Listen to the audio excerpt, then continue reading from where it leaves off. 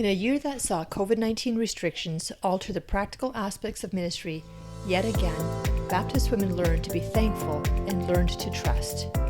We have so much for which to give thanks. We met our commitment to overseas projects in India, sending $28,000 to support Sura widows and the Mysing tribe projects.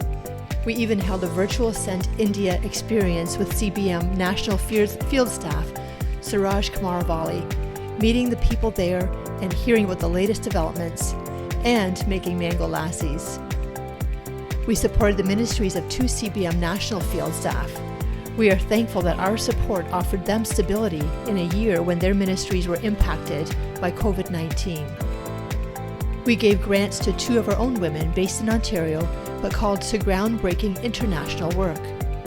Jacqueline Batty, who co-pastors a CBOQ church plant in Milton, used her grant to fund her ministry, Women Arising for Destiny, a non-profit organization whose goals are to build virtual and bricks-and-mortar houses of prayer globally that will focus on spiritual and practical care and prayer for women. So far, this ministry has 300 women from 6 countries taking part in online prayer 7 days a week. Reverend Diane Macbeth obeyed God's call to create the Life Circles program, spiritual formation resources that she will present to Baptist World Alliance women leaders around the world. In August, she presented at the African Congress of Baptist Women in Liberia to overwhelming response. And in the fall, held ongoing virtual workshops in English and French for African women leaders. We were blown away by your generosity to the women and kitchen ministry at Oneida First Baptist.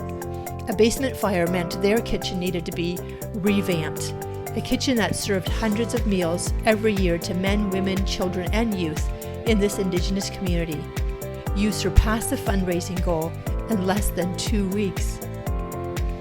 We provided support to Canadian Baptists at large as we helped shape significant justice gatherings.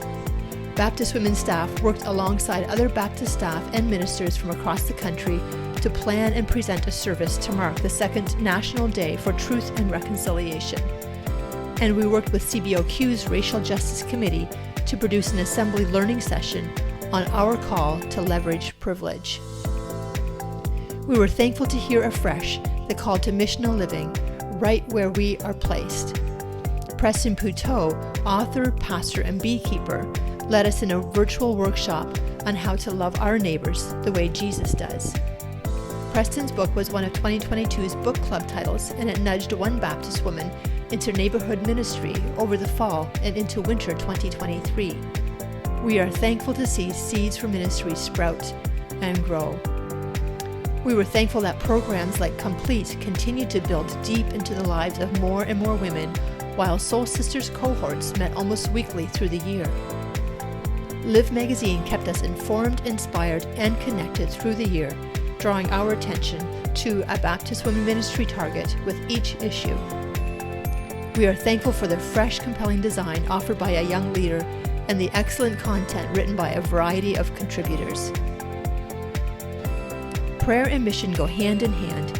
In fall, we launched Prayer Network, 8 sessions designed to disciple women who feel the nudge to start an intercessory prayer group at their church, but don't know how to start, or who already take part in such a group and need ongoing equipping and encouragement. 8 churches were represented in this first cohort, and it continues with phase 2 of the program as women start their groups and meet for scheduled check-ins, prayer, and group support. We continue to invest in young women leaders, and we were so thrilled to have Laura Matthews back to co-lead 2022's cohort before her maternity leave. We ended the year grateful for the arrival of Tracy Bagley to our staff team as Director of Discipleship and Leadership. Tracy's focus is on spiritual formation and on resourcing, supporting, and connecting our women leaders across our CBOQ churches. Most of all, we gave thanks for the dozens of volunteer leaders, ministry partners on the ground. These are women who help your small Baptist women staff team offer such a range and depth of resources and programs. What a joy it was for us to host a virtual volunteer leader meeting pre-fall as a way of saying thank you. With so much to be thankful for, we've entered 2023 encouraged to trust. We are encouraged to continue developing leaders. A new cohort of emerging young Baptist women leaders starts this immersive, year-long experience led by Uptick alumni Megan Matthews. And our leadership investment will continue as Tracy Bagley leads Sisters in Strength monthly gatherings. We will cement prayer at the heart of our new vision and mission as the Prayer Network runs a second cohort in the fall.